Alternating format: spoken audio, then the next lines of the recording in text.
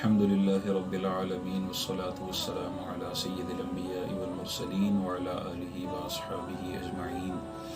نماز سے متعلق ایک بہت ہی ضروری مسئلہ آپ کی خدمت میں عرض کرنے کی سعادت حاصل کروں گا، اور یہ بہت ہی ضروری مسئلہ ہے۔ بہت سارے لوگ کم علمی کی وجہ سے، اس مسئلے کو نہ جاننے کی وجہ سے بہت سارے سالوں سے اپنی نمازیں بعض اوقات ضائع کر رہے ہوتے ہیں، اور انہیں خبر نہیں ہوتی کہ ان کی نمازیں ضائع ہو رہی ہیں۔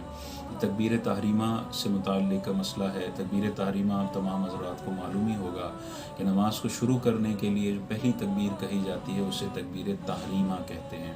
اور یاد رکھیے، نماز کے فرائض میں سے پہلا فرض ہے اور نماز کی شرائط میں سے آخری شرط ہے، اور اس کا اصول یہ ہوتا ہے کہ اس کو پڑھنا فرض ہے۔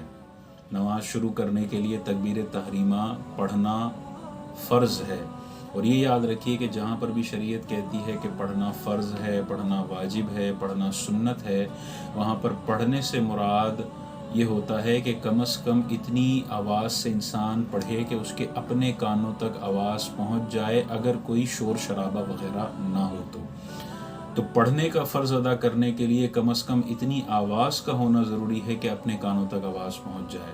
لہذا اگر اتنی ہلکی آواز سے تکبیر تحریمہ کہی کہ اپنے کانوں تک آواز نہیں پہنچ پا رہی، تو یہ پڑھنے کا فرض ادا نہیں ہوگا، اور جب فرض ادا نہیں ہوگا تو نماز کے فرائض میں سے کوئی ایک فرض بھی ادا نہ ہو تو نماز ختم ہو جاتی ہے، نماز فاسد ہو جاتی ہے۔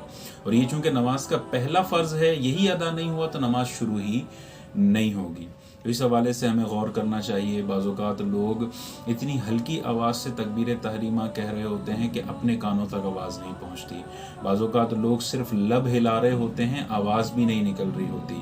بعضوں کو دیکھا ہے کہ وہ دل میں تکبیر تحریمہ پڑھ رہے ہوتے ہیں، لب بھی نہیں ہل رہے ہوتے۔ ان سارے لوگوں کی تکبیر تحریمہ کا فرض ادا نہیں ہو رہا اور نمازیں ضائع ہو رہی ہیں۔ ہاں، اگر مشین وغیرہ چل رہی ہیں، شور شرابہ ہے، اور اس میں آپ نارمل حالات میں اگر آواز نکالیں تو کانوں تک پہنچ جائے، لیکن مشینوں کی وجہ سے آواز نہیں پہنچ رہی تو اس کا مسئلہ نہیں ہے۔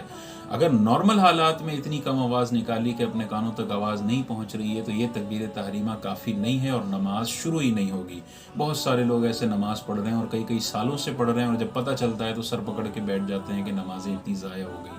تو اللہ تعالیٰ کی بارگاہ میں توبہ کرنی چاہیے اور آئندہ ان چیزوں کا خیال رکھنا چاہیے۔ اسی طرح نماز جنازہ کا معاملہ ہے کہ یاد رکھیے، نماز جنازہ کی بھی جو تکبیرات ہم کہتے ہیں، 4 تکبیرات، یہ چاروں کی چاروں فرض ہیں، اور انہیں کم از کم اتنی آواز سے کہنا فرض ہے کہ انسان کے اپنے کان سن لیں۔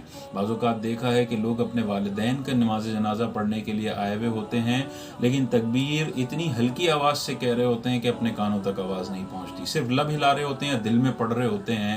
والدین کی نماز جنازہ پڑھنے آئے ہیں، لیکن کم علمی کی وجہ سے وہ نماز جنازہ بھی پڑھنے کی ان کو توفیق نہیں ہوتی، اور ایسے ہی ضائع کر کے نماز جنازہ گھروں کو لوٹ جاتے ہیں۔